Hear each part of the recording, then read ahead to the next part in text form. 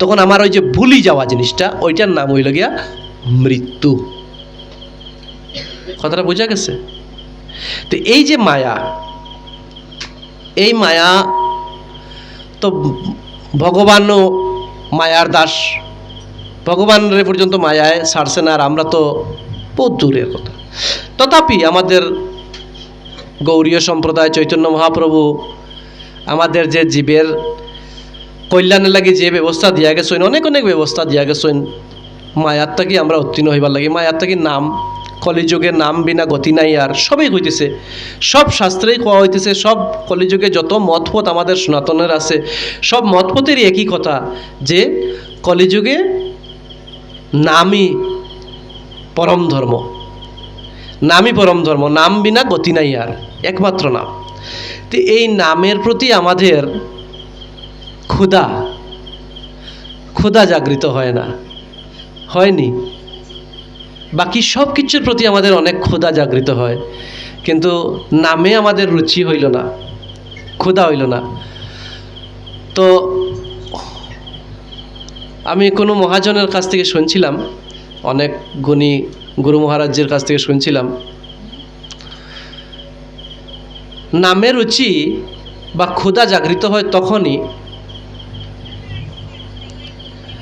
যেমন আপনারা এখানে সবই তো মিষ্টি খাইন নিশ্চয়, দোকানের যে মিষ্টিগুলো আছে ভ্যারাইটিস ধরনের মিষ্টি, সবই তো খাইন মিষ্টি। আচ্ছা, তো মিষ্টির দোকানের মধ্যে আজকে হাইলাকান্দি ওম সুইটস, সবে চিনুন বোধ হয় হাইলাকান্দি ওম সুইটস। তো ওম সুইটসের শোকেজের মধ্যে কত সুন্দর সুন্দর মিষ্টিগুলো সাজিয়ে রাখা আছে না? আমরা অনেক সময় সামনের দিকে যাইতে সময় আমরা দেখি শোকেজের ভিতরে অনেকগুলা মিষ্টি সাজানো আছে। তো সেই মিষ্টি দেখি আমাদের তো লোভ নিশ্চয় জাগৃত হয়, নিশ্চয় জাগে।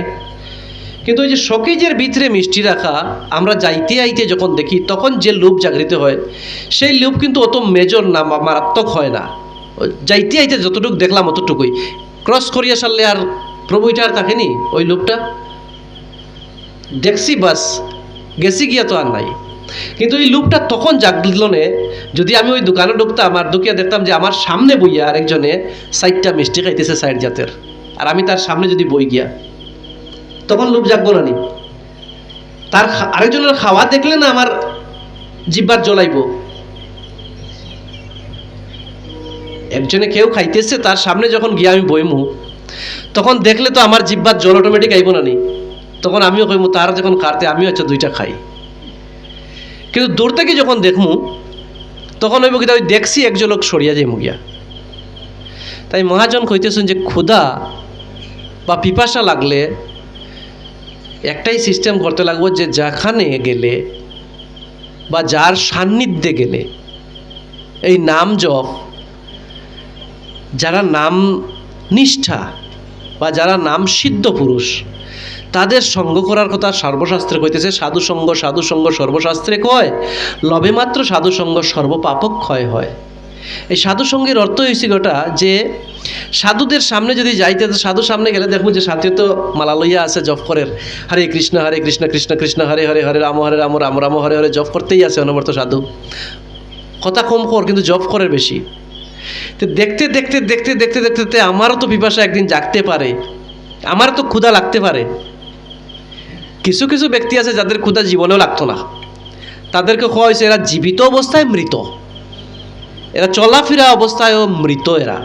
কিন্তু কিছু কিছু মানুষ আছে যাদের হয়তো কোনো না কোনো এক সময় ক্ষুধা লাগিয়ে যাব, যদিও সে মিষ্টি ভালো পায় না, কিন্তু দেখতে দেখতে দেখতে দেখতে দেখতে একদিন তার ভিতরে মিষ্টি খাইবার লাগে একটু জাগবো।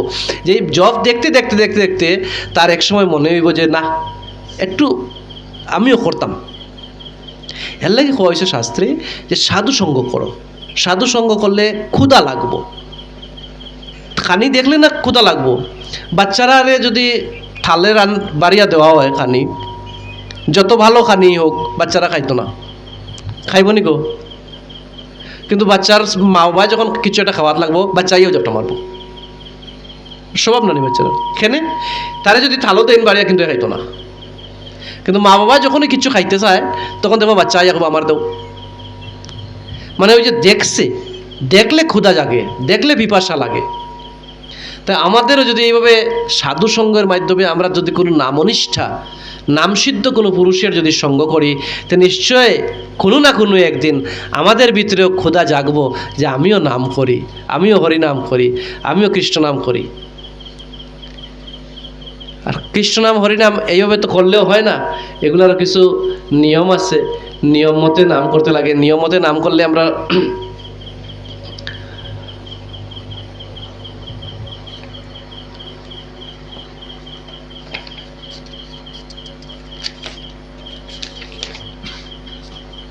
নিয়মে যদি নাম করা হয় তাহলে অনেক সময় আমাদের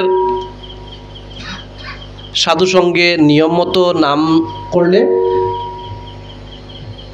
কাজ করে। যেমন শাস্ত্রে কইতেছে যে হরের নাম হরের নামইব কেবলম কলহ নাস্তিব্য নাস্তিব্য নাস্তিব্য গতিরন্দ্রা, যে নাম নিলেই হরে কৃষ্ণ। তো শাস্ত্রে কইতেছে যে একবার কৃষ্ণ নামে যত পাপ হরে, পাতকীর সাধ্য নাই তত পাপ করে। তো একবার যদি কেউ কৃষ্ণ নাম উচ্চারণ করে একবার, তাহলে যত পাপ হরণ হয়, এই জগতে কোনো পাপীর ক্ষমতা নাই যে অত পাপ করে। হরে কৃষ্ণ, অন্য মনস্ক হইবা না। তো আমরা তো অহরহ পাপ কৃষ্ণ নাম নিতেছি, আমরা তো অহরহ কৃষ্ণ নাম নেই, কিন্তু কই আমাদের তো পাপ হরণ হয় না। আমরা কৃষ্ণ নাম লই জানি, অনবরত তো কৃষ্ণ নাম নিতেছি, অনবরত তো হরিনাম নিতেছি।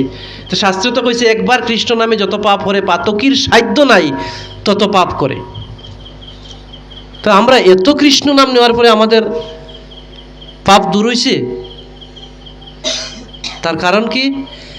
তার কারণ আমরা যে কৃষ্ণ নাম নিতেছি সেই কৃষ্ণ নাম সঠিকভাবে নেওয়া হইতেছে না, ভুল হইতেছে। তো অনেকের প্রশ্ন থাকতে পারে, আজকাল তো দেখুন যুগ বড় মারাত্মক, কমেন্টের অভাব নাই। কমেন্টরা অনেক কমেন্ট করবো যে না তো নাম আবার কিভাবে নিতে লাগে, বলে নাম নেওয়ার একটা নিয়ম আছে। একটু কীর্তন করি আমরা, নামের কীর্তনই এটা করি, সবাই মিলিয়া করবো। হ্যাঁ,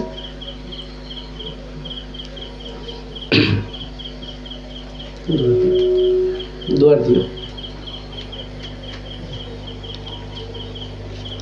হরি বলবো আর মদন মোহন হেরিব গো, এই রূপেতে ব্রজের পথে চলিব গো। হরি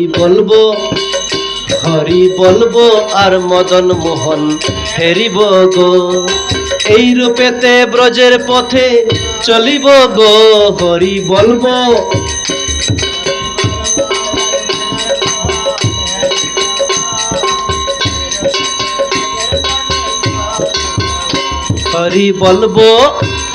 হরি বলবো আর মদন মোহন হেরিব গো, এই রূপেতে ব্রজের পথে চলিব গো।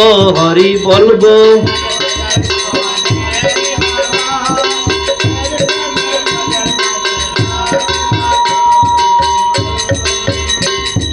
যাব গো ব্রজেন্দ্রপুরে, হব গোপীর পায়ের নূপুর। যাব গো ব্রজেন্দ্রপুরে, হব গোপীর পায়ের নূপুর। নপুর হয়ে রুনু জুনু বাজিব গো, আমি নপুর হয়ে রুনু জুনু। হরি বলবো আর মদন মোহন হেরিব গো, হরি বলবো আর মদন মোহন হেরিব গো, এই রূপেতে ব্রজের পথে চলিব গো। হরি বলবো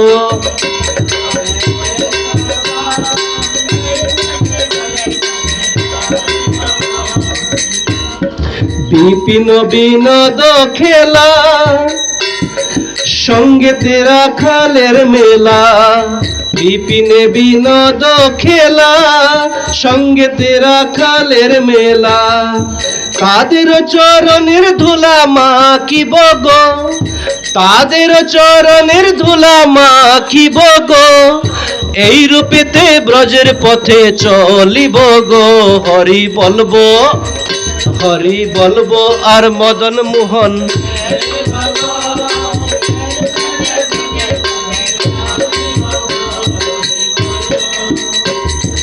রাধা কৃষ্ণের রূপ মাধুরী হেরি বধু নয়ন ভরি, রাধা কৃষ্ণের রূপ মাধুরী হেরি বধু নয়ন ভরি, নিকুঞ্জের দাঁড়ি দাঁড়ি হয়ে রব, আমি নিকুঞ্জের দাঁড়ি দাঁড়ি হয়ে রব, এই রূপেতে ব্রজের পথে চলিব গো, হরি বলবো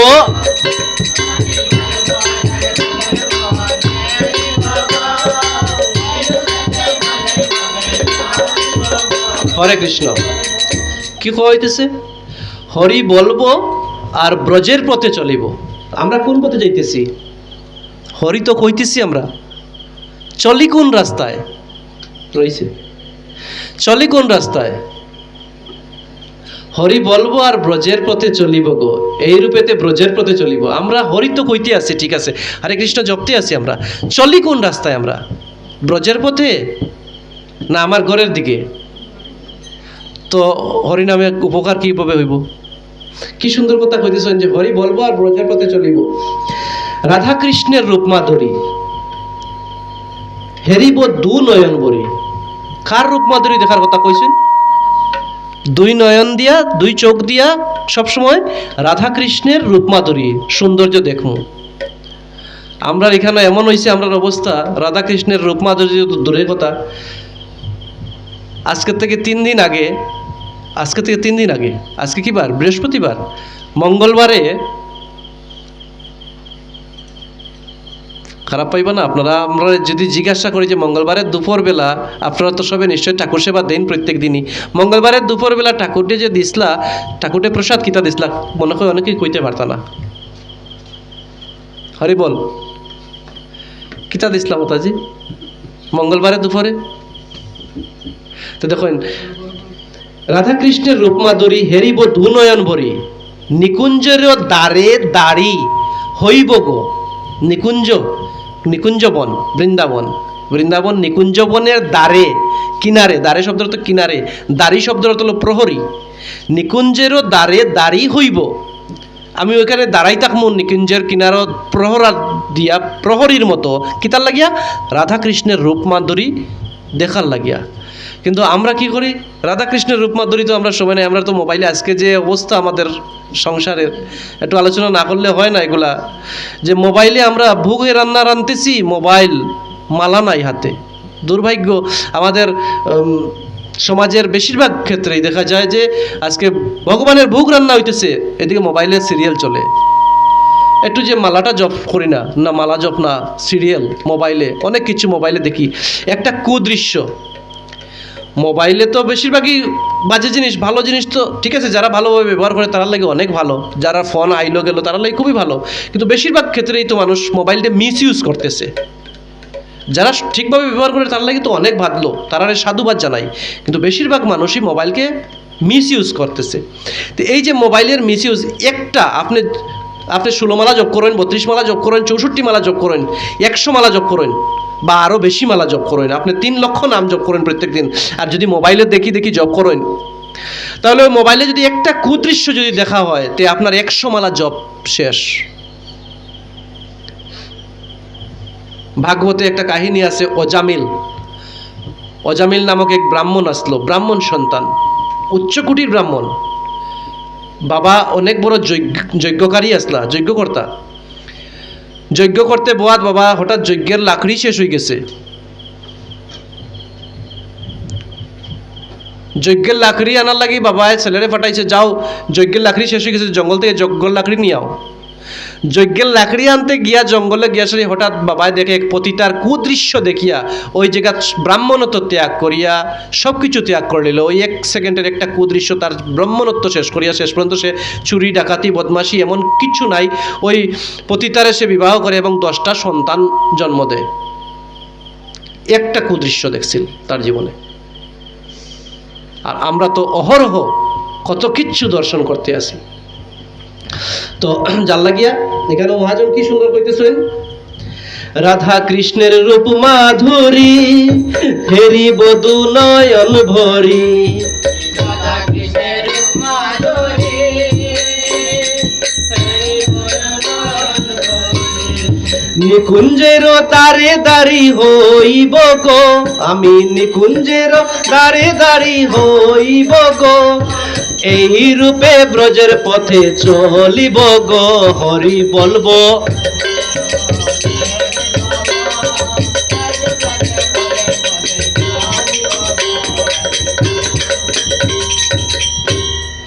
ব্রজবাসী তোমরা সবে এই অভিলাষ পুরাও এবে, ব্রজবাসী তোমরা সবে এই অভিলাষ পুরাও এবে, আর কবে কৃষ্ণের বাসি শুনিব গো, আমি আর কবে কৃষ্ণের বাসি শুনিব গো, এই রূপে ব্রজের পথে চলিব গো, হরি বলবো।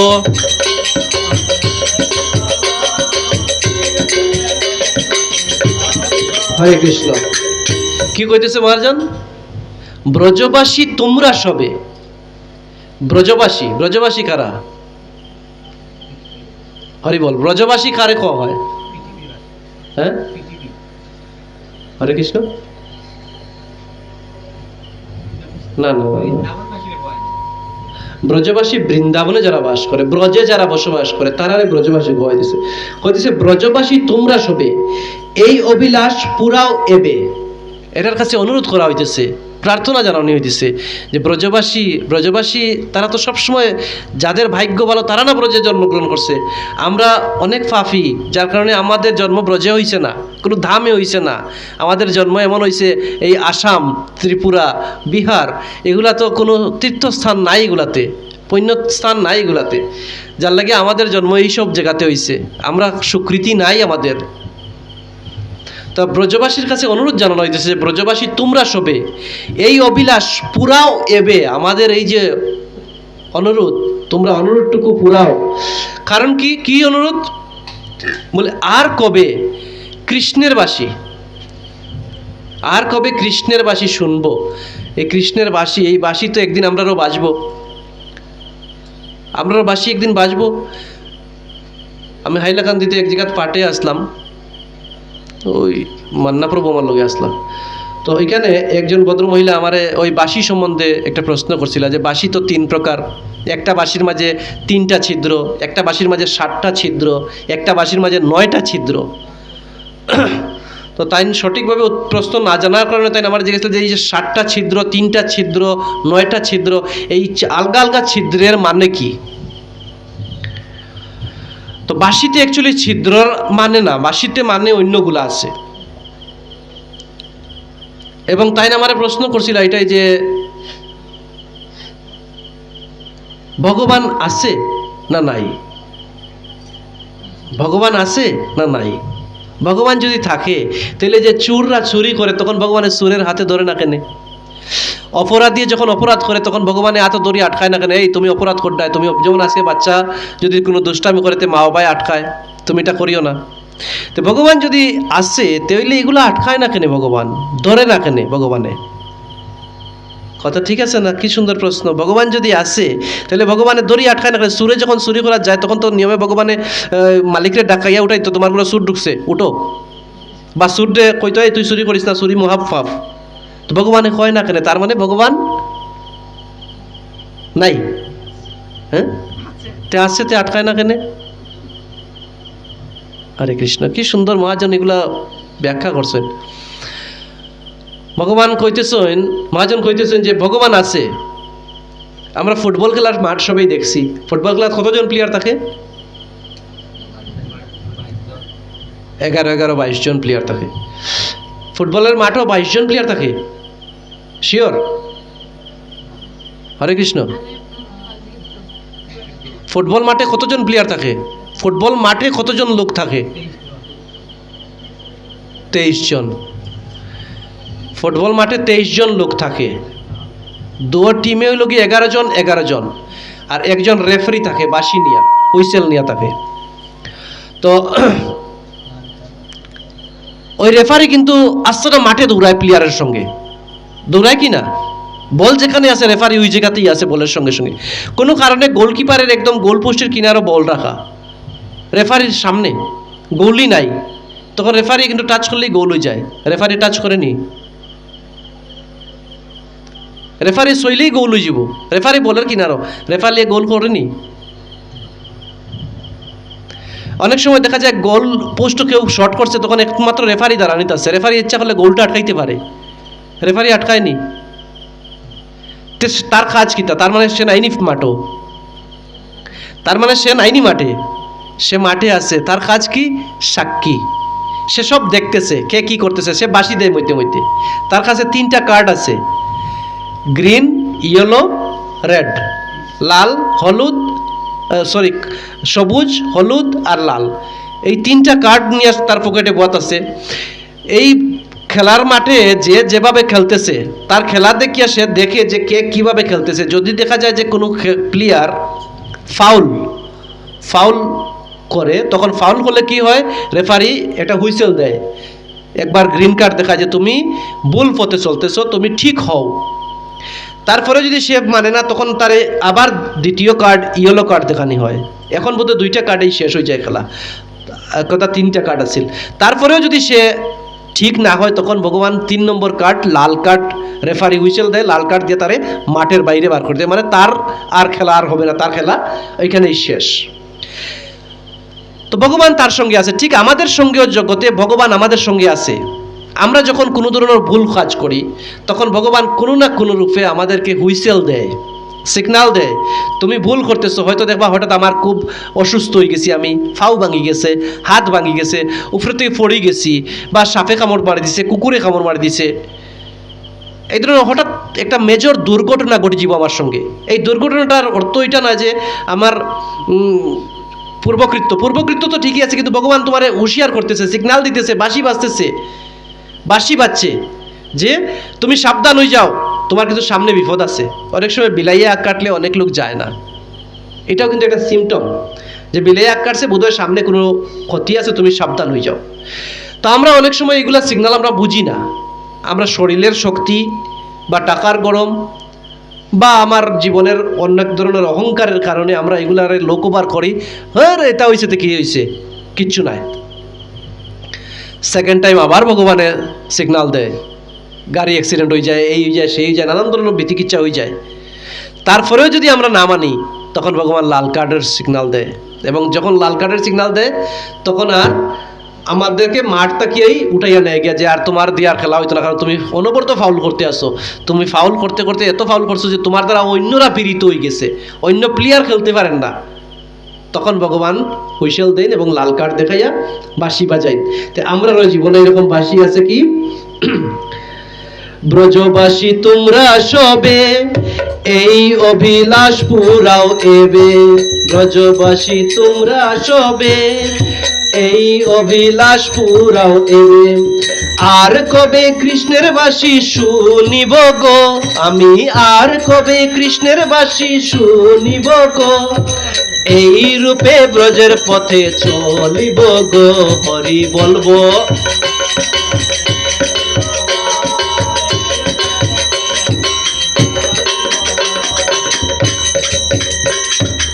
এই দেহের অন্তিম কালে রাখিব যমুনার জলে, এই দেহ অন্তিম কালে রাখিব যমুনার জলে, জয় রাধা শ্রীকৃষ্ণ বলে ভাসিব গো, জয় রাধে শ্রীকৃষ্ণ বলে ভাসিব গো, এই রূপেতে ব্রজের পথে চলিব গো, হরি বলবো।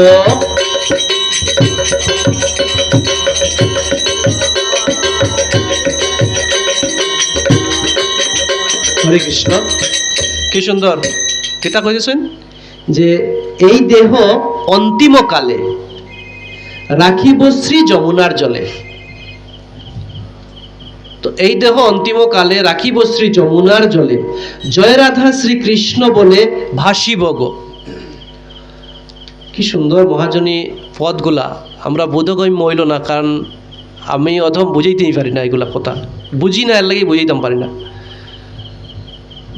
এই দেহ অন্তিমকালে, এই দেহ বলতে এই যে শরীর, আত্মা কোয়া হয়েছে না এখানে, কিন্তু এই দেহ অন্তিমকালে রাখিব শ্রী যমুনার জলে। জয় রাধে গোবিন্দ বলে ভাসিব গো, জয় রাধে শ্রীকৃষ্ণ গোবিন্দ বলে ভাসিব গো। তো এই যে জয় রাধে শ্রীকৃষ্ণ অন্তিমকালে, দেহর অন্তিমকালে, দেহ যখন শেষ হয়ে যাব, বিলীন হইত, ওই সময়, তো ওই সময় আমরা কিভাবে নাম নেব? রাধাকৃষ্ণ জয় রাধে কিরকম কইতাম পারবো নি ওই সময়? যদি ওই সময় আমাদের কুমাতে, আজকে অনেক কি একটা কথা আছে না, কুমা, মানুষ কুমাতে যায় গিয়া, বা অনেক সময় দেখা যায় মৃত্যুর আগে মানুষ প্যারালাইসিস হয়ে গেছে, বা এরকম মারাত্মক স্ট্রোক হয়ে গেছে, যে এক সপ্তাহ থেকে আইসিইউ ভেন্টিলেশনে আছে, তো হে কৃষ্ণ নাম কিভাবে নিব? ভেন্টিলেশনে থাকলে সে কৃষ্ণ নাম নিতে পারবো? ডাক্তাররা কইতেছে ভেন্টিলেশন মানে তো সে প্রায় মরাও, ভেন্টিলেশন যাওয়া মানে তো আর ওইখান থেকে আর ঘুরিয়ে আওয়ার সম্ভাবনা থাকে না। তো একবার একজন বয়স্ক ভদ্রমহিলা, উনি খুব নামনিষ্ঠা আসলা, নাম করতে করতে মানে অহরহ নাম জপ করতা, বৃন্দাবনের ব্রজবাসী এত নাম জপ করতা, আর কি এত নাম জপ করতা, নাম জপ করতে করতে হাত মানে তার তেরা হয়ে গেছে, সুজার হইতো না। আমরা যে নাম জপ করি ঝুলাইয়া ঝুলাইয়া ঝুলাইয়া হয় না, নাবির নিচে আধারি জপমালা যাইতে পারে না, নিয়ম নাই, শাস্ত্রীয় নিয়ম হলে বুকে থাকতো আধারি জপতে। আমরা তো হাঁটিয়া করলাম, আটুর নিচেও গেছে গিয়া, ওইগুলা পাপ হয়, নাম অপরাধ হয়। তো উনি এত নামনিষ্ঠা আসলা, মানে নাম জপ করতে 24টা ঘন্টায় উনি নাম জপ করতাম মালা দিয়া। তো নাম জপ করতে করতে ওনার হাতও চেরা হয়ে গেছে, সোজা হয় না হাত নাম জপ করতে করতে। তো উনি ওনার ছেলের বউরে কইছেন যে আমার অন্তিমকালে, এ দেহ অন্তিমকালে, তা উনি ওনার ছেলের বউরে কইতেছেন যে আমার যখন অন্তিমকাল আইব, জানি না গো মাই আমার তো কী অবস্থা হইব, আমরা কি কেউ কইতাম পারবো আমরা শেষ কী হইব? আমি কেন ফাট করি আর বাড়ির যেমু করিয়া কোনো গ্যারেন্টি আছে? কোনো গ্যারেন্টি নাই, কারণ আমরা তো বাল্বের মতো, কোন সময় ফিউজ হয়ে যাব, কোন সময় ফিউজ হয়ে যাব, বাল্ব কোন সময় ফিউজ হয়ে যাব কেউ কইতে পারবো না। যদিও এগুলার 1 বছর গ্যারেন্টি থাকে, আমরা তো কোনো গ্যারেন্টি ওয়ারেন্টি কিচ্ছু নাই, কোন সময় বাল্ব ফিউজ হয়ে যাব। তো ওই বৃদ্ধ মহিলা তার ছেলের বউরে কইতেছেন যে শুনো গো মাই, আমার যদি জীবনে এরকম অন্তিমকালে যদি এরকম কোনো দুর্ঘটনা ঘটি, আমি যদি জ্ঞান চেতনা শূন্য হয়ে যাই, তো তুমি একটা কাজ করিও, সঙ্গে সঙ্গে আমার বিস্তার থেকে নামাইয়া মাটিত শয়ন করিও, এ দেহ অন্তিমকালে দেহ রাখিও যমুনার জলে, আমার তুমি নিচে শয়ন করিও, মাটিতে বিছনাত রাখিও না, বাইরে তুলসীর তলে শয়ন করাইও। আর এই যে জপমালা যেটা আছে, জপমালাটা তুমি নিয়ে আমার হাতও লাগাইয়া দিও, কারণ আমার তো তখন সেন্স নাই, আমার তো প্রাণ যায় যায়, আমি যে মালা লইতাম জপ করতাম, এই তো ক্ষমতা নাই আমার। আর আমার তখন যে তুমি মালা নাম জপতে দিতাই আমার, তুমি তো হয়তো অন্য কাজে ব্যস্ত থাকতো, তুমি আমার হাতের মাঝে নিয়ে মালাটা, আমার যেভাবে জপ করি ওইভাবে তুমি আমার হাতও নিয়ে মালাটা ধরাইয়া দিও। যদি আমার অন্তিমকালে আমার দেহতে সেন্স থাকে না, তো তুমি আমার হাতে মালাটা ধরাইয়া দিও। তো যাক, বউয়ে কইছে যে ঠিক আছে, সময় আইলে দেখা যাব, আপনি বাঁচইন আরও অনেক বছর, আপনি ভালো শাশুড়ি, বাঁচইন আরও অনেক বছর। তো কিছুদিন পরে, অনেক দিন গেছে, এরপরে একদিন ঠিকই ওই ভদ্রমহিলার হঠাৎ করিয়া শারীরিক এত অবনতি হয়েছে, মেডিকেল নিয়ে যাওয়া হয়েছে, মেডিকেলে আইসিইউতে ভর্তি করা হয়ে গেছে। আইসিইউতে নেওয়ার পরে ডাক্তাররা দেখিয়ে কে কইছে যে না, ইনি আর খুব 2-4 মিনিট আধা ঘন্টার আসইন, এরপরে মারা যাইবা, আপনারা কি করতা? কারণ বাঁচত না ভদ্রমহিলা। সারা জীবন কিন্তু ভদ্রমহিলা নাম জপ করছে, কিন্তু এখন আর তো আর কিচ্ছু নাই, চেতনা নাই।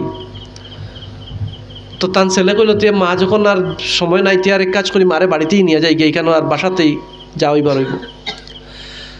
তো আইসিইউ থেকে বার করা হয়েছে, বার করার পরে ডাক্তাররা কইছে যে না, উনি বাসা তো যেতে পারতেন না, ওই 2-4 মিনিট 5 মিনিটের ভিতরে উনি, তখন সবাই কান্নাকাটি, মায়ার যেটা কান্নাকাটি চলতেছে। এর মতো অবস্থায় হঠাৎ তান ছেলের বোর মনে হয়েছে যে আমার শাশুড়ি তো কইসলা তান যে আধারিটা জপমালাটা তান হাতে ধরাইবার লাগিয়া। তো ডাক্তাররাও কনফার্ম করলিছে প্রায় যে ইন্ডিয়ার, কারণ সব অর্গ্যানগুলা, শরীরের পার্টসগুলো সব নষ্ট হয়ে গেছে, আর এখন আর কোনো ফাংশন নাই, এগুলো ফাংশনলেস, খালি জাস্ট টিক করের মনিটরের মাঝে। তো বৌমায়ের সঙ্গে সঙ্গে তাই ব্যাগটাকে আধারি ব্যাগটা বার করিয়া ওই মালাটা তান হাতও দিছে। দেওয়ার পরে মেডিকেল সায়েন্স পর্যন্ত ডাক্তাররা পর্যন্ত আশ্চর্য হয়ে গেছে যে ওনার শরীরে কোনো সেন্স নাই, চেতনা নাই, কিন্তু মালাটা দেওয়ার পরে দেখা গেছে, বোঝা গেছে যে তাই এক মালা পুরা জপ করছেন, এক মালা পুরা রাউন্ড ঘুরাইছেন। ওই আঙ্গুলগুলা যে অভ্যাস, এমন একটা জিনিস, যে মদের অভ্যাস করেছে মদ ছাড়তে পারতো না জীবনেও, যে যেটার অভ্যাস করছে তার সে ওইটার দাস হয়ে গেছে। তো ওই যে নাম জপ করতে করতে নাম সিদ্ধা এত অভ্যাস হয়েছে আর কি, যে ওই সেন্সলেস অবস্থায় কোনো চৈতন্য নাই শরীরও, কিন্তু দেখা যাইতেছে যে এক মালা ভদ্রমহিলা কমপ্লিট নাম করছে, করার পরে মালাটা হাত থেকে পড়ে গেছে।